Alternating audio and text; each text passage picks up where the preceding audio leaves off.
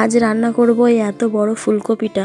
আর রান্নাটা সম্পূর্ণ হবে কাঠের উনুনে। তার জন্য দেখো উনুনটা ছোট, ওর জন্য ছোট ছোট করে কয়েকটা কাঠ কেটে নেওয়া হয়েছে। আমি এখন তরকারিগুলো কেটে নেব। আর দেখো ফুলকপিটা বেশ কিছুটা কাটার পরেও কতটা বড় লাগছে এখনো। কপিটা এখন একটু ভাপ দিয়ে নেব, নইলে কেমন একটা গন্ধ লাগে, খেতে একদমই ভালো লাগে না।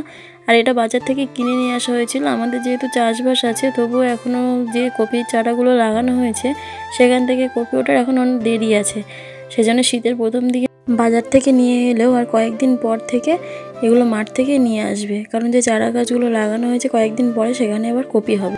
এখন যেহেতু নতুন নতুন শীত পড়েছে আর এখন সব আবার নতুন ফসল বোনা হচ্ছে, তো চলো এখন রান্নায় ফেরা যাক। তো কপিগুলো আমি সেদ্ধ করে নামিয়ে কড়াইতে তেল দিয়ে মাছগুলো ভালোভাবে ভেজে নামিয়ে নিয়েছি। আর এখন সেই তেলে দিয়ে দিলাম 5 ফোড়ন, পেঁয়াজ, রসুন বাটা, টমেটো, আদা, জিরে আর লঙ্কা বাটা। তারপর একটু জল দিয়ে মশলাটা ভালো মতো কষে দিয়ে দিলাম লবণ, হলুদ। এরপর কপিগুলো দিয়ে নেড়ে চেড়ে দিয়ে দিলাম পরিমাণ মতো গরম জল। তারপরে কিছু সময় পরে দিয়ে দিলাম মাছ, আর মাছটা ফুটে উঠলে দিয়ে দিলাম গরম মশলা। তারপর ওপর থেকে ধনেপাতা ছড়িয়ে তরকারিটা নামিয়ে ফেললাম। এখন বলো ফুলকপি কার কার পছন্দ।